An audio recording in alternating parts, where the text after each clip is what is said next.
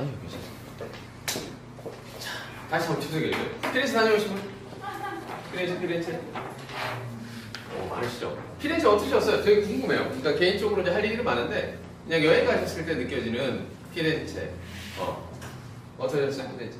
다시 한번 와보고 싶고. 다시 한번? 왜 그러실까요? 미켈란젤로 언덕인가 거기 올라갔었는데, 느낌이 다시 한번 와야겠다. 진짜 아마 전혀 이제 사실 이제 피렌체에 들어가면 우리가 알아야 할 내용 중에 하나가 뭐냐면요. 르네상스라는 대단히 어려울 수도 있고요. 깊이 있는 내용은 들어가야 하는데 사실 그런 걸 몰라도 피렌체가 가장 뭐랄까 기억에 남는 것 중에 하나는 미켈란젤로 언덕이라는 데가 있어요. 동산. 거기 올라가서 저녁에 바라보는 그 피렌체의 풍경은 이건 진짜 돈으로 살 수 있을까라는 느낌이 들 만큼 100만 불짜리 광경이거든요. 충분히 그러실 수 있을 것 같아요. 또 피렌체 하면 또 이렇게 기억나시는 거 있어요? 피렌체 갔다 오신 분들? 갔다 오긴 했는데 그죠? 거기가 피렌체인지도 모르겠고 피렌체 하면 또 떠오르는 거 없어요? 혹시 꽃의 성모 성당. 두오모 말씀하신 거죠? 맞아요. 성모 마리아 성당. 그래서 어떻게 보면은 그 피렌체에 있는 두오모가 그 전에 쭉 내려왔던 유럽의 성당의 어떤 모습을 획기적으로 변신시켜 놓은 거예요. 그러니까 그 전에 성당의 모습은 다 뭐였을까요? 성당을 지을 때는 성당은 이래야 돼. 그러니까 이런 성당이 정말로 유럽은 기독교 세상이다 보니까요. 참 재밌는 게 있어요. 어느 도시에 들어갔을 때 이 도시의 위상을 한 방에 알려주는 게 뭘까요? 다 성당이에요. 한 방에 이 도시의 규모, 이 도시의 스타일, 이 도시의 어떤 문화적 수준, 눈높이 한 방에 보여주는 게 성당이었다고요. 그래서 당시에 위정자들은 이 성당을 어떻게든 잘 만들기 위해서 많은 공을 들였어요. 시간과 돈은 마찬가지고. 그래서 그 전에 성당을 짓는 다음에 항상 나오는 표본이 있어요. 어떤 모습? 이렇게 뾰족한 거예요. 이게 아마 독일이나 프랑스나 다른 도시에 가면은 흔히 만나볼 수 있는 고딕 양식의 성당. 나중에 시간이 되면 한번 이것도 정리를 해드릴게요. 근데 드디어 이게 처음으로 깨졌어요. 깨지고 뭐가 나와요? 동그란 돔이 나오죠. 자, 느낌이 어때요? 드세요? 그냥 그 직관적으로 뾰족한 성당이 주는 종교의 느낌하고요. 동그란 그 지붕이 주는 그 느낌. 차이가 느껴지세요? 하나는 뭐가 느껴지세요? 위계 질서가 느껴지시죠?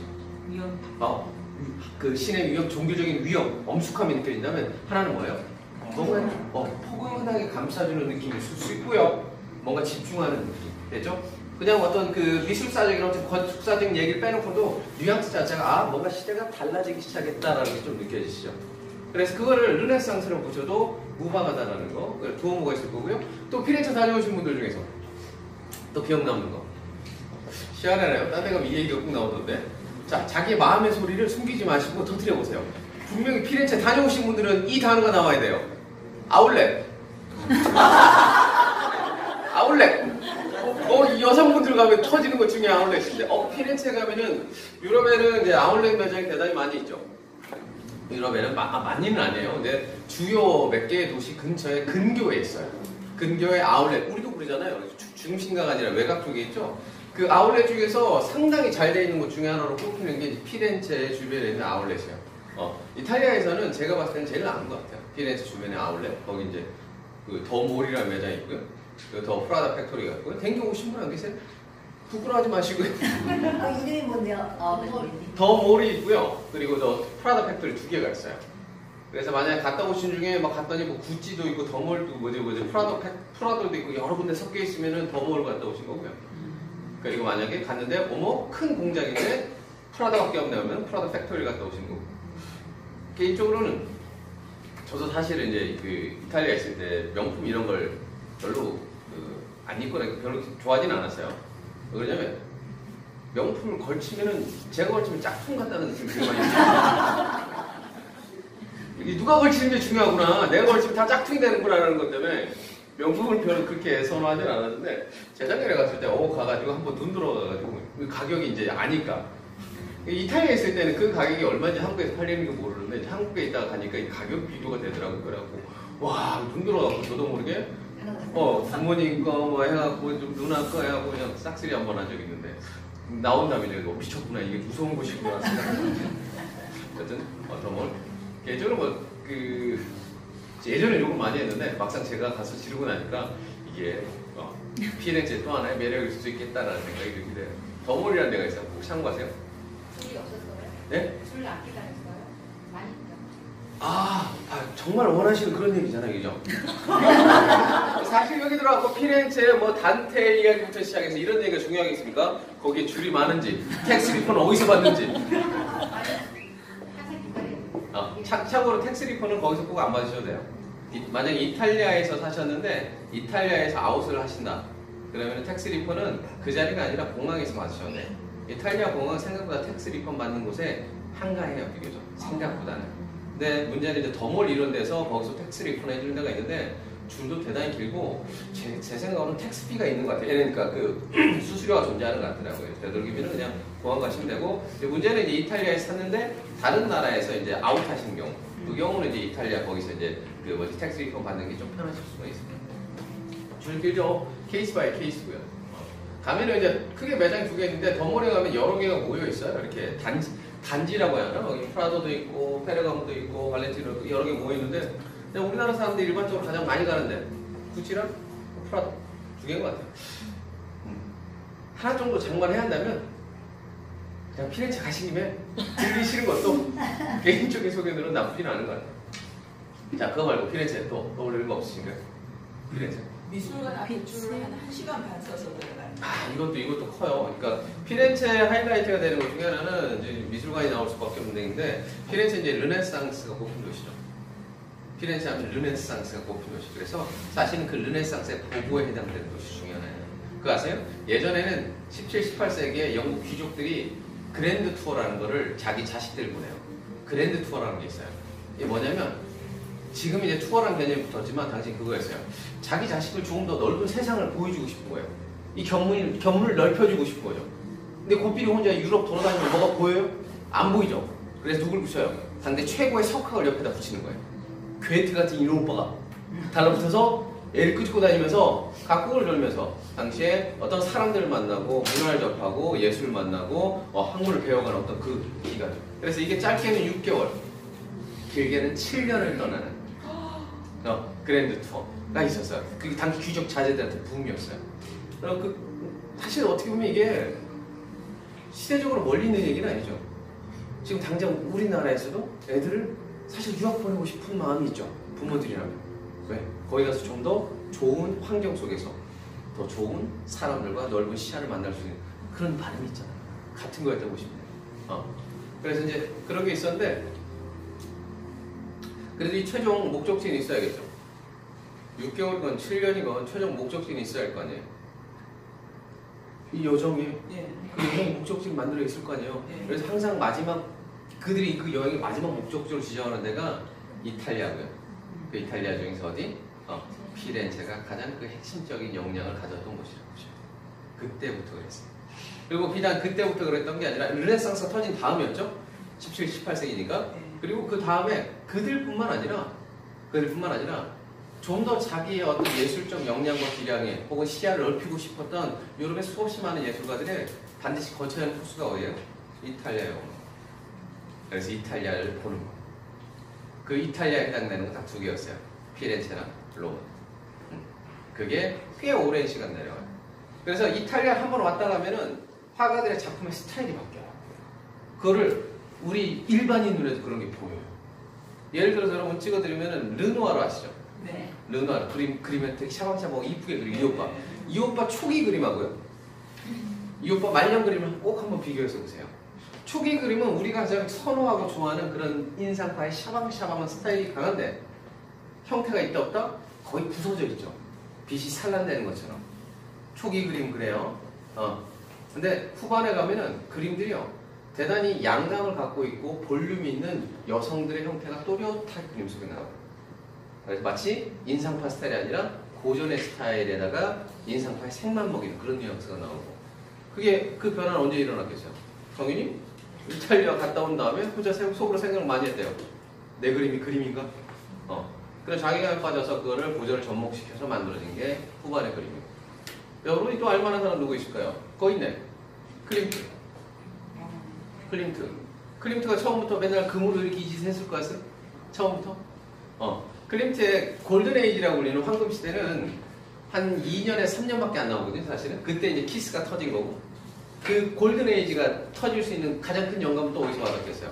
장인이 이탈리아에 건너와서 라벤다 성당 가가지고 우와 되죠. 그게 이제 유럽에서 갖고 있는 이탈리아 피렌체의 위상이었다고 보시면 되죠. 그래서 르네상스의 중심지가 르네상스가 유럽에서 어떤 영향력을 갖고 지금까지 밀려왔는지를 그냥 대변해주는 내용들이라고 보시면 되는데 중요한 건 왜 피렌체에서 하필 르네상스가 꼽혔을까요?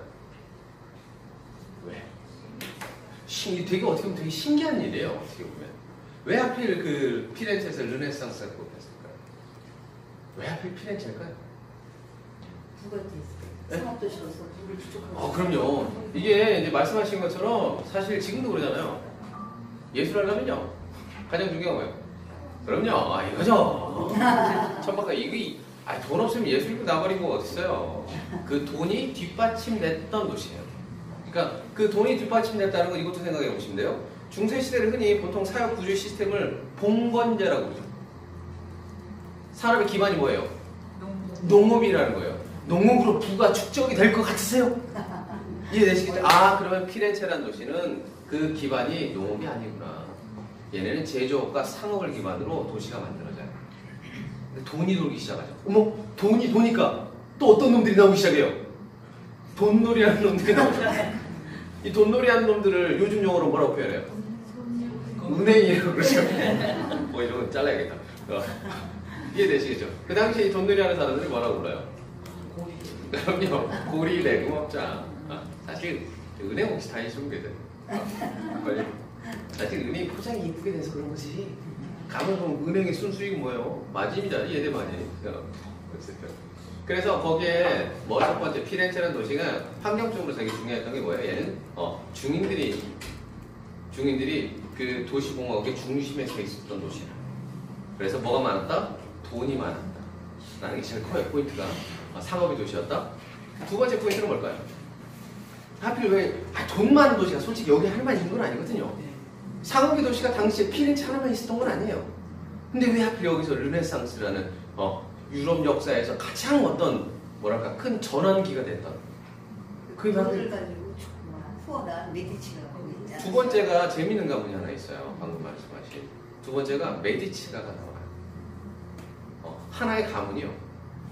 유럽의 역사를 바꿨고요. 미술사를 구축했어요. 되게 놀라운 가문 중에 하나죠.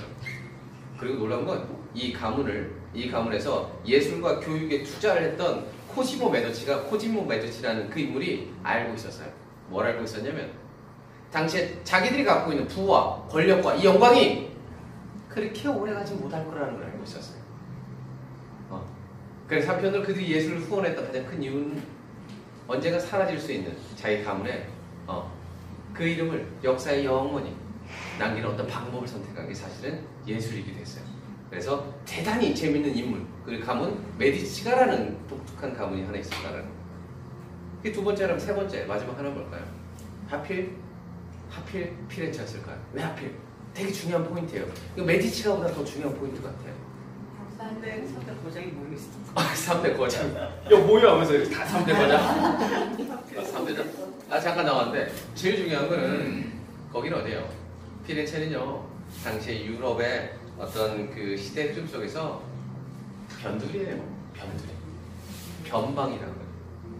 혁신은 중심에서 일어나요.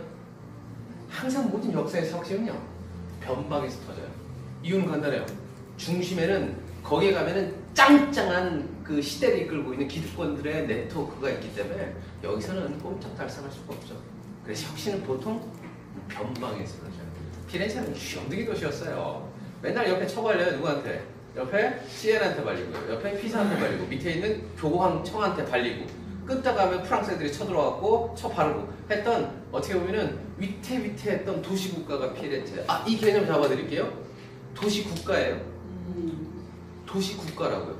그러니까 지금 우리가 생각하기에는 이게 뭐지라는 개념인데 도시국가예요. 이 말을 다른 표현을 쓰면은 공국이라는 표현을 쓸 수 있겠다. 공국이라는 표현. 도시국가예요.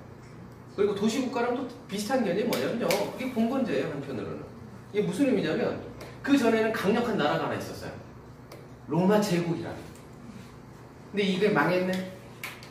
제국이 망하고 나라가 망하다 보니까 이제 혼자서 알아서 셀프로 살아남아야 돼. 개인이 스스로를 지켜야 하는 시대가 이렇게 하고 있어요. 그래서 땅 갖고 있는 영주가 야 나를 지켜줘 하면서 가신들을 불러요. 그게 기사들이죠. 나 지켜주면 내 땅덩이 이렇게 줄게, 이렇게 먹고 살게 해줄게. 그렇게 해서 봉건제라는 틀을 만든 게 중세의 가장 기초적인 시스템이었다고 보시면 돼요. 근데 얘네는 뭐 거기에 땅이 아니라 뭘로 상업으로 뭉쳐져 있는 어떤 규모를 갖고 있는 도시국가 되죠? 그런 것들이 이탈리아를 가득 채웠어요. 그래서 말씀드렸잖아요. 이탈리아는 통일된 지가 150년밖에 안 돼요. 그래서 이탈리아 여행하는 게 대단히 재밌어요. 왜? 워낙 오랫동안 수백 년 동안 다른 나라였어요. 다. 베네치아 도시 공화국이었고요. 밀라노 공국이었고요. 피렌체 도시 공화국이었단 말이에요. 밑에는 교황의 나라였고요. 밑에는 또 나폴리 왕국이었고요. 수백 년 동안. 그걸 지금으로부터 150여 년경에 주세페 가리발디와 빅토리아 엠마뉴엘 2세가 통일시켰어요. 나 내놔 하면서 그때 교황님 땅 뺏은 거. 그래서 처음으로 역사에 교황님의 땅이 사라져요. 지도에서. 그러다가 다시 받은 게 지금의 땅이 됐죠. 그렇게 만들어진 나라가 현재 이탈리아예요. 그래서 여전히 뭐예요? 같은 말을 쓰고 있지만 도시 들어가 보세요. 밀라노 갔다가 베네치아 가보세요. 이게 같은 나라라는 느낌이 드나요? 베네치아에서 피렌체 가보세요. 이게 같은 나라라는 느낌이 드는지. 거기서 또 로마만 와보세요. 같은 나라일까?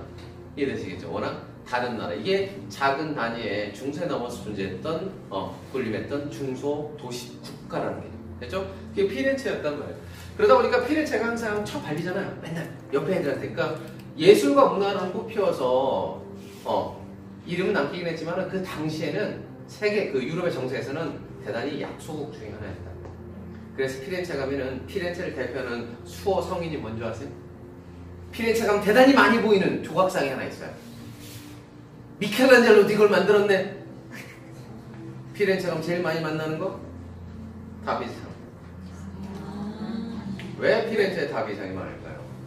미켈란젤로 하나만 아니라 도나텔로뿐만 아니고 되게 많은 화가들이, 조각가들이 다비상을 그리고 만들었어요. 왜? 피렌체의 수호성인이었어요.